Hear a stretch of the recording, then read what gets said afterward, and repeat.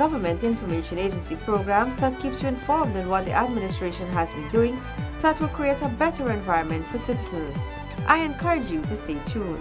In this week's presentation for the period January 24 to January 30, 2015, elections date set in keeping with Guyana's constitution, over $56 billion spent in recent past to transform infrastructure in Guyana, fire service training complex opens, first of its kind in the Caribbean, and Housing Ministry's turnkey homes in high demand. Attorney General and Minister of Legal Affairs Anil Nandlal says that naming May 11 as Elections Day is compliant with the country's constitution. Attorney General and Minister of Legal Affairs Anil Nandlal is adamant that the constitution has been complied with in the naming of the May 11, 2015 date for general and regional elections by President Donald Ramazar. The Constitution says that the President must exercise that power by the issuance of a proclamation. And the date that is fixed must be a date which falls within 3 months after the dissolution of the Parliament.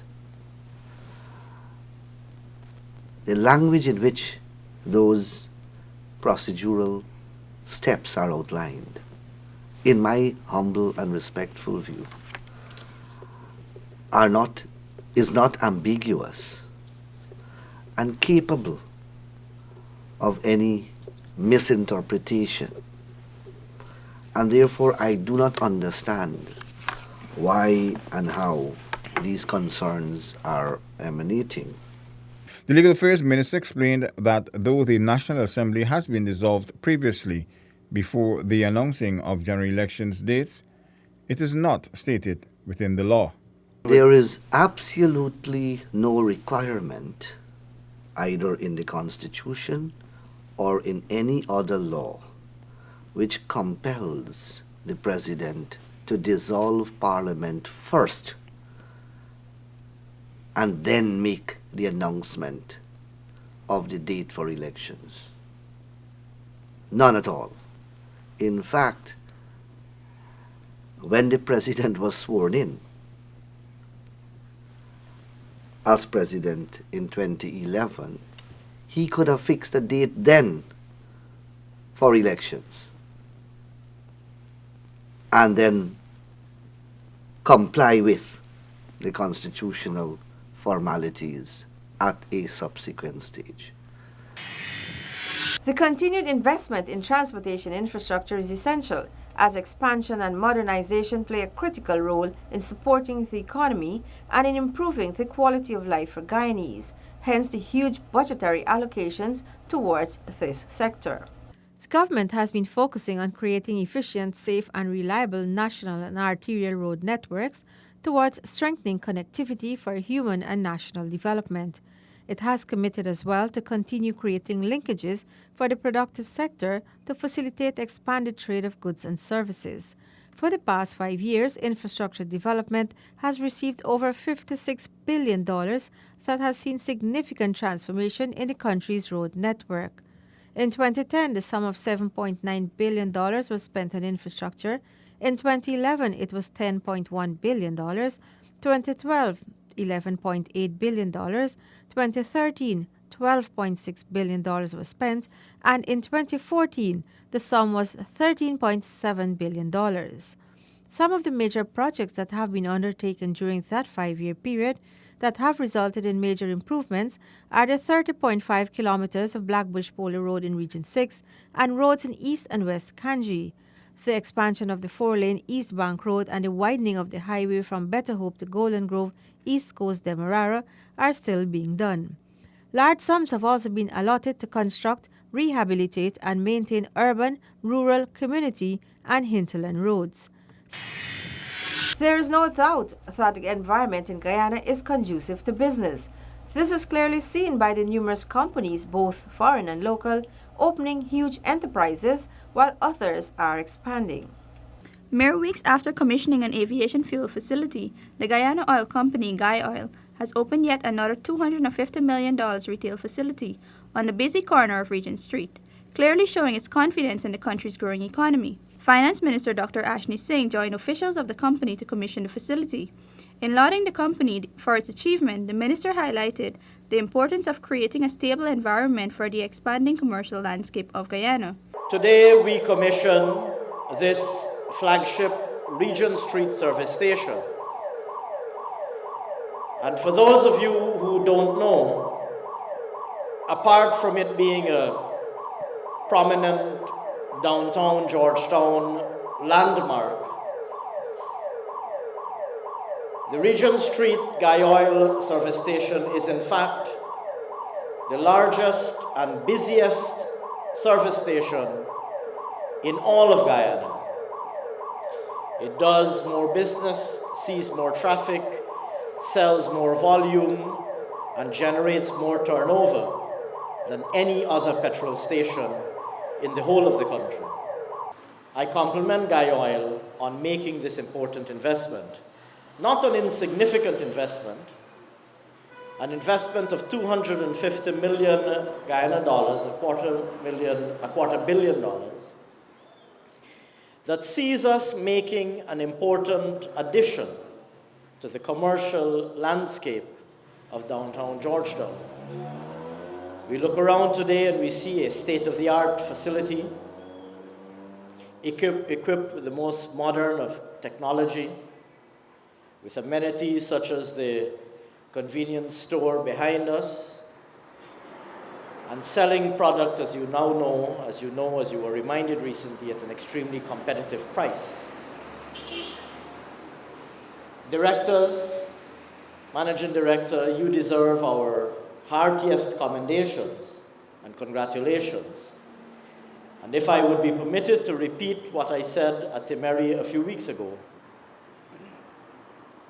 Guy Oil has demonstrated, in fact, the words that I used on that occasion were the following. I said that Guy Oil has defied the stereotype that public sector companies, I think Michelle said it in her introduction too, the stereotype that the public sector can't be efficient. Guy Oil has demonstrated that a company in public sector ownership like itself can in fact be competitive, be on the cutting edge of the competition, and provide important leadership in the marketplace. I commend you and congratulate you for demonstrating this. In December of 2014, the company commissioned its aviation fuel facility at the Chadijagan International Airport, while another facility was commissioned in Diamond on the east bank of Demerara just over 2 years ago. Also in the recent past, several other companies such as Regional Grant Masse, Unicomer, that is Core's parent company, Republic and Citizen Banks, along with GBTI, have all made huge investments in the country's economy. Stay tuned. More of the Weekly Digest after the break. To ease traffic congestion along the East Bank Highway, which is a critical thoroughfare for accessing the city, plans are afoot to construct a new bypass linkage from Eccles to Diamond. Additionally, the feasibility study for the East Coast East Bank Bypass Road has been completed, and government will be examining how to advance this huge project. The Guyana Fire Service is now equipped to train ranks as fire and rescue operatives. The service commissioned a $139 million training complex at Leonora, West Coast, Demerara recently, the only one of its kind in the Caribbean. The training complex located in Leonora Fire Station compound will enhance the service's ability to execute its mandate in facilitating training of ranks. Is testimony to the government's commitment to modernizing the service to a full-fledged fire and rescue service, offering a variety of emergency services to the citizens of Guyana. It is disappointing to note that there are some in our midst who have a vested interest in stymieing the modernization process of this important member of the disciplined services. Ladies and gentlemen, the government of Guyana cannot, however, continue to deny its citizens access to better emergency services such as an ambulance service. rescues from vehicles involved in accidents, collapsed buildings and structures, and other humanitarian services that the Guyana Fire Service undertakes on a regular basis. It therefore means that more has to be done to develop these services to meet the demands of a developing country such as ours. The facility will develop into a state-of-the-art fire training complex. It is equipped with an information technology room, a library, kitchen, barrack, and a classroom area. Last year, I had the honor of inviting the Chief Fire Officer of Trinidad and Tobago and some officers from the Caribbean Association, the Caribbean Firefighting Fraternity, as well as French Guyana, to have a look at this facility. And the reviews that we got were so good that Minister, we would have jumped the gun and we would have invited, when this is finished, for the other smaller states, the Caribbean states, to even come here and do their recruit training, which we will facilitate. So, sometime in the future, very soon, we will be a proving ground not only for the Guyana Fire Service, but also for members of the Caribbean Firefighting Fraternity, especially Barbados, Trinidad and Tobago, and the other smaller states who have already indicated their interest in us doing these kind of ventures. Government has constructed 9 new fire stations, 8 living quarters, and renovated several other buildings. Additionally, it has provided 46 fire tenders, 5 aircraft and rescue tenders, 1 hydraulic platform, 3 all-terrain tenders, 2 trailer pumps, 4 water browsers, and 5 ambulances. Over 168 ranks were also exposed to overseas training, and the strength of the Guyana Fire Service grew from 368 to 511.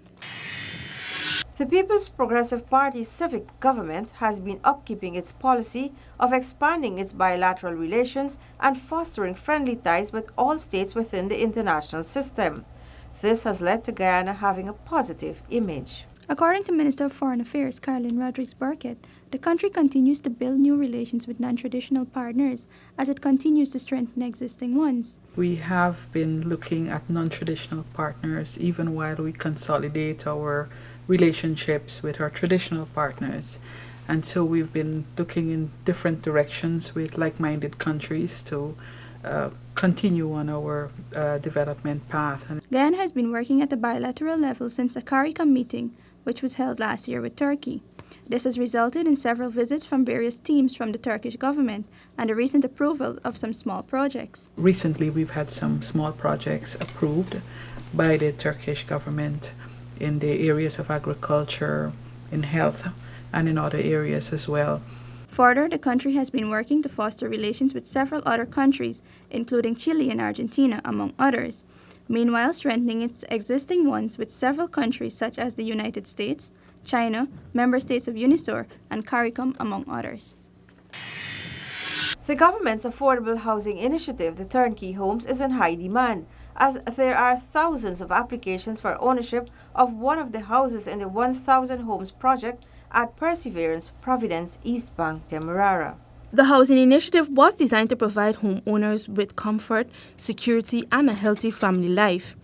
The Buttercup Cottage, which cost $4.9 million, has a total floor area of 600 square feet and includes 2 bedrooms, patio, washroom, kitchen, dining, and a living area. Currently, another batch of 50 homes is under construction. Infrastructure for electricity and water are already in place, and roads in the new community will boost asphaltic concrete service once construction is completed. As we finish, we powering up. For example, we're not waiting until the network finish. We power up here already. This power up. So from the time we finish we power up. If we finish 100 houses, we power up. Finish another 100, we power up. The 1,000 Homes project was launched by the Central Housing and Planning Authority to expand the ministry's Turnkey Homes program that recommenced in 2011.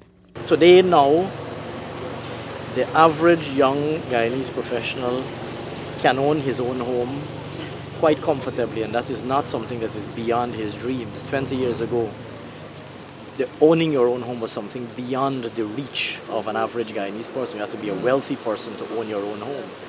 We have changed that, and I think it reflects on this PPP civic government's emphasis on ensuring that the quality of life enjoyed by Guyanese people is improved. The ministry will also commence construction on the bungalow orchid shortly.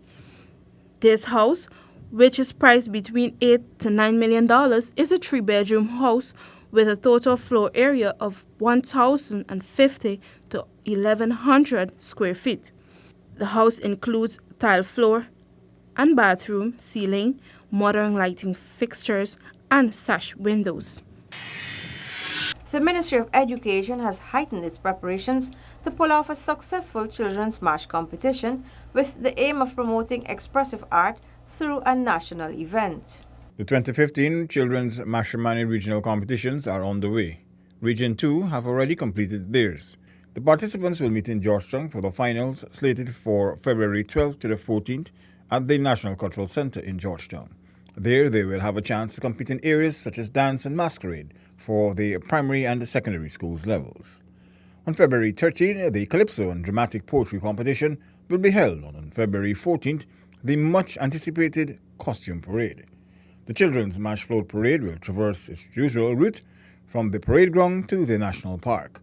According to the convener of the Children's Mash program, Desiree Wiles-Ogle, thus far preparations are moving apace, and from all reports, the regional activities are going quite well. At the finals, the first place winners from the regional competition would stage their performances. So from all indication, we've noted that all regions will be taking part this year. The children's physical display component of the competition has commenced regionally, but the final competition is slated for May on Independence Day. Mashramani 2015 is being celebrated under the theme, One People, One Culture, One Celebration. Stay tuned. More of the Weekly Digest after the break. Ghana's crime-fighting capacity has been boosted tremendously. A state-of-the-art forensic laboratory, the formation of the country's first-ever special weapons and tactical SWAT unit, and institutional strengthening are some aspects of the sector's reforms. Capacity building has played an important role as ranks have received training both locally and overseas to effectively deal with various aspects of crime solving.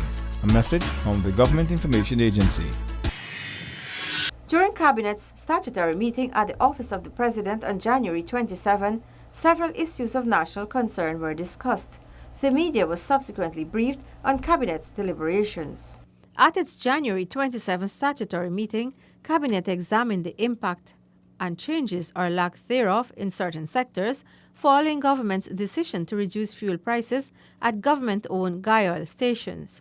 While private fuel stations have adjusted their prices, many of those in the transportation sector have not. It would seem that such sentiments betray this, I suppose, is a compulsion. When fuel prices go up, there is a demand for increases in fares. But when fuel prices fall, it's like pulling teeth to get fare increases to be rolled back. It does lead one to wonder,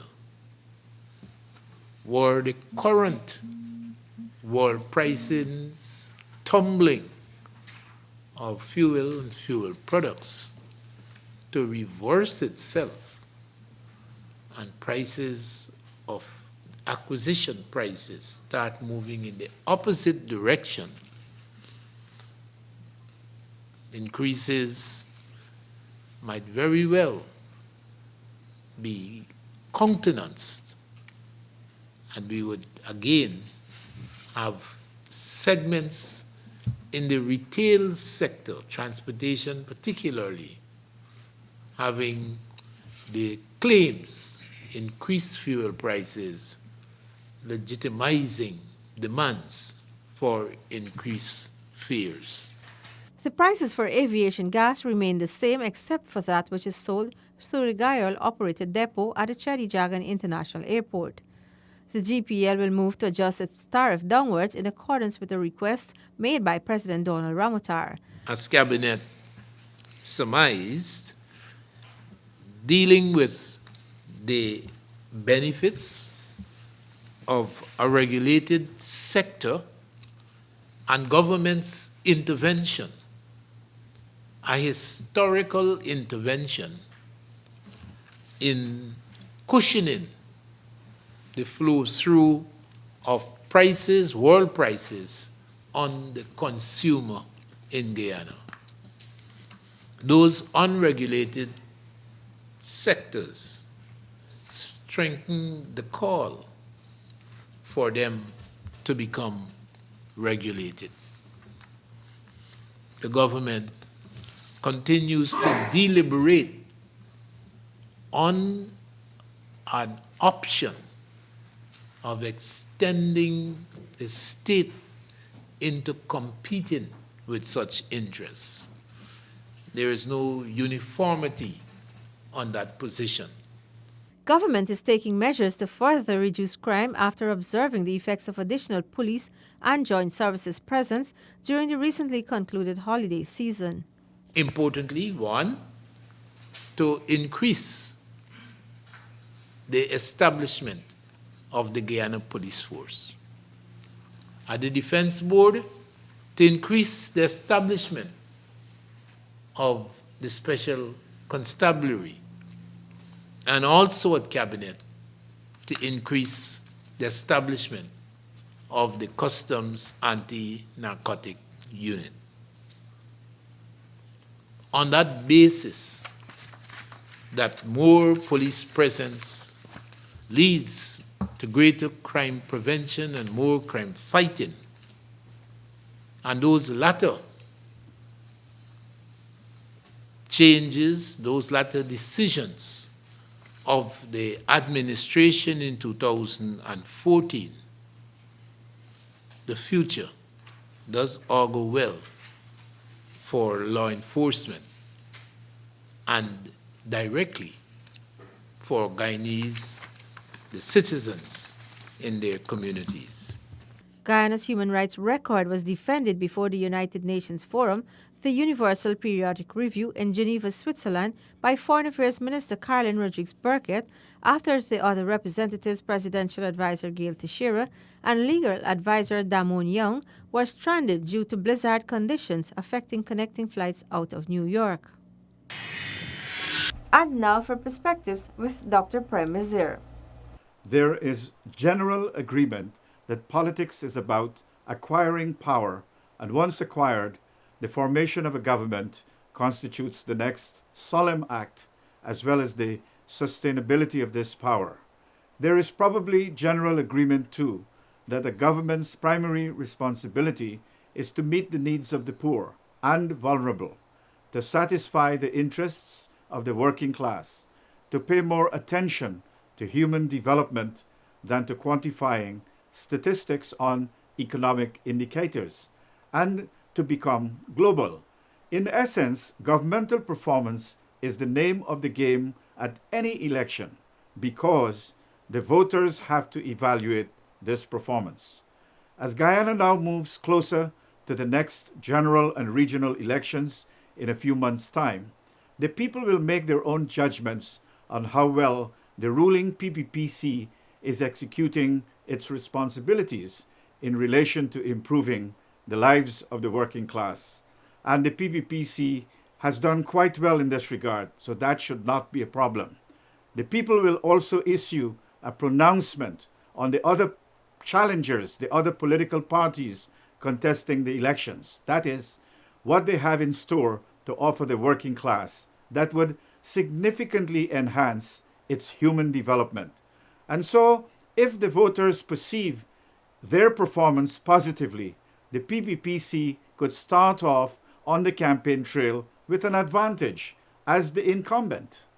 But these arguments come from the pure election theory or the theory of electoral competition that hypothesizes that voters vote for the candidate whose issues they prefer. The theory does not consider other decisions that voters make. And in this situation, the big decision is not about issues as the opposition thinks, but voters have to decide whether or not to vote. That is the big issue.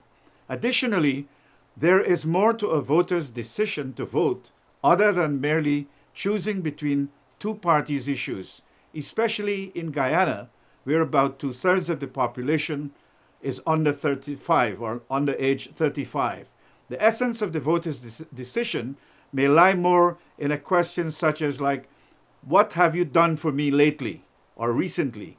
And so in interpreting this question, it seems that voters vote partly on the basis of the performance of the government. That voters vote partly on the basis of the performance of the government, and that the evidence that voters vote on issues is not convincing. Challengers, that is the opposition, in an election, therefore, are at a disadvantage since voters make their minds up on their perceptions of the government's performance. They do not vote on the basis of issues directly. They vote on the basis of government's performance. And this again becomes another advantage to the PPPC. There is another form of voter control which gives an advantage to the PPPC too, because the PPPC is in power, not for any other reasons. Most governments have two policy instruments, a frontline policy and a backdoor policy, for which many voters have mixed preferences. And also many voters may have no interest in any backdoor or secondary policy. Nonetheless, there may be a small group of voters referred to as, say, single-issue voters who have greater interest in this kind of secondary or backdoor policy or backstage policy than in the frontline policy. And in a tight election, single-issue voters may be strategic to winning an election. So it may be a good thing for ruling politicians to embrace the single-issue voters' secondary or backstage policy. That is how voters can exert control over politicians. But again, the backstage policy or the secondary policy execution is legitimately within the governmental environment. That is because the PPPC is in power. And so it gives the PPPC another legitimate advantage to win the next election. I thank you.